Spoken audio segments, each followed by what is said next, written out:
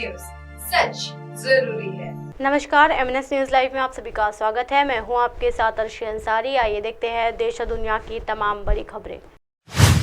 हम ना तो एनडीए के साथ है और ना ही इंडिया गठबंधन के साथ। बीआरएस सुप्रीम को सीआर का बड़ा बयान। जी हाँ, 2024 लोकसभा चुनाव को लेकर अब एनडीए और विपक्ष गठबंधन इंडिया हर छोटे छोटे दल को अपने साथ जोड़ने की कोशिश कर रहा है। इस बीच तेलंगाना के मुख्यमंत्री और भारत राष्ट्र समिति यानी बीआरएस के अध्यक्ष के चंद्रशेखर राव यानी केसीआर ने एक ऐसा बयान दिया है जिसमें इन दिनों गठबंधन के मंसूबे को झटका लगा है। केसीआर ने मंगलवार को कहा कि उनकी पार्टी ना तो एनडीए के साथ है और ना ही इंडिया के अलायंस के साथ। जी हाँ, हम अकेले नहीं, हमारे कई दोस्त। केसीआर उन्होंने महाराष्ट्र के एक दिवसीय दौरे के बाद संवाददाताओं से कहा कि हम उनमें से किसी के भी साथ नहीं हैं, हम अकेले नहीं, हमारे कई दोस्त हैं। उन्होंने कहा, लोगों ने एनडीए और इंडिया को देखा है, नया क्या है। उन्होंने 50 साल तक शासन किया लेकिन कुछ नहीं बदला, बदलाव की ज़रूरत है। उन्होंने सुझाव दिया है कि मीडिया कर्मी भी देश में बदलाव लाने में योगदान दे। महाराष्ट्र में पार्टी ने 50% काम पूरा कर लिया है। केसीआर ने कहा कि बीआरएस महाराष्ट्र के विभिन्न स्तरों पर समितियों का गठन करेगा और उन्होंने महाराष्ट्र में काम शुरू कर दिया है। उन्होंने कहा है कि राज्य में बीआरएस के 14.10 लाख पदाधिकारी हैं। उन्होंने कहा है कि पार्टी ने महाराष्ट्र में 12% काम पूरा कर लिया है। अगले 15 से 20 दिनों में हर गांव में काम पूरा हो जाएगा। केसीआर ने कहा है कि महाराष्ट्र के पास सभी संसाधन हैं, धन संपदा की कोई कमी नहीं है और रोजगार के भरपूर अवसर हैं। उन्होंने कहा कि औरंगजेब जैसा शहर पानी की कमी से जूझ रहा है। महाराष्ट्र में दलितों को उचित स्थान नहीं मिला। जी हाँ, केसीआर ने सवाल किया है कि दलित समाज कब तक परेशान रहेगा। महाराष्ट्र में दलितों को उचित स्थान नहीं मिलता है। उन्होंने कहा है कि अमेरिका जैसे देश ने बराक ओबामा को राष्ट्रपति बनाने के लिए भेदभाव को किनारे रख दिया। ऐसा करके अमेरिका ने अपने पाप धो दिए।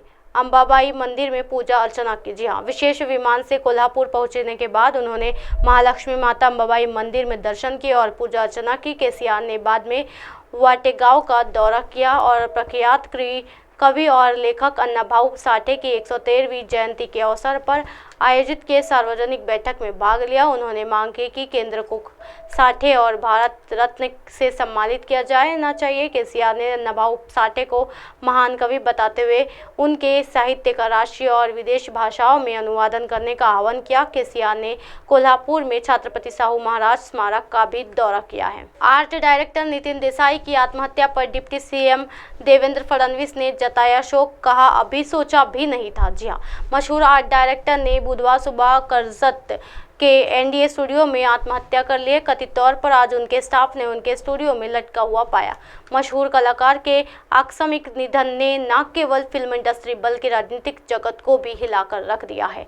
देसाई के कई राजनीतिक नेताओं के साथ अच्छे संबंध थे और वो राजनीतिक कार्यक्रमों के आयोजन में भी सक्रिय थे। राज्य के गृह मंत्री और उप मुख्यमंत्री देवेंद्र फडणवीस ने आज देसाई के आकस्मिक निधन पर शोक व्यक्त किया। फडणवीस ने उस समय को याद किया जब देसाई ने मुख्यमंत्री के रूप में अपने कार्यालय के दौरान कई राजनीतिक कार्यक्रमों की व्यवस्था की थी और सिनेमा और कला उद्योग में उनके योगदान को भी स्वीकार किया था। जी हाँ, अपने ट्विटर अकाउंट्स पर लिखते हुए फडणवीस ने कहा कि प्रसिद्ध कला निदेशक नितिन देसाई की अचानक मृत्यु की खबर बहुत दुखद है। मैं उन्हें भावभीनी श्रद्धांजलि अर्पित करता हूँ। उन्होंने सिनेमा और कला के क्षेत्र में बहुत मूल्यवान योगदान दिया है और उसके लिए उन्होंने कई पुरस्कारों से सम्मानित किया गया है। सीएम के रूप में मेरे कार्यालय के दौरान उन्होंने मरीन लाइन्स में आयोजित मैग्नेटिक महाराष्ट्र कार्यक्रम की व्यवस्था का सफलतापूर्वक संचालन किया। हमने कभी नहीं सोचा था कि ये बहुमुखी कलाकार हमें इस तरह अचानक छोड़ देंगे। मैं भगवान से प्रार्थना करता हूँ कि वो शक्ति प्रदान करे, इस दुखद अवसर पर उनके परिवार को ये दुख सहने की शक्ति प्रदान करे। ओम शांति। जी हाँ, इस बीच खबर लगते ही मौके पर पहुंचे महाराष्ट्र के विधायक और बीजेपी नेता महेश बाल्दी ने लगान के आर्ट डायरेक्टर नितिन देसाई की मौत की पुष्टि की। बाल्दी ने दावा किया है कि देसाई द्वारा उठाए गए चरम कदम के पीछे वित्तीय अस्थिरता संभावित कारण हो सकती है। बाल्दी ने मीडिया से बात करते हुए कहा है कि वो आर्थिक तनाव में थे और आत्महत्या का यही एकमात्र कारण हो सकता है। इसी तरह की दिन भर की तमाम बड़ी खबरों से फिर कराऊंगी आपका रूबरू। तब तक के देखते रहिए एमएनएस न्यूज़ नेटवर्क। मेरे साथ यानी अर्शी अंसारी के साथ नमस्कार।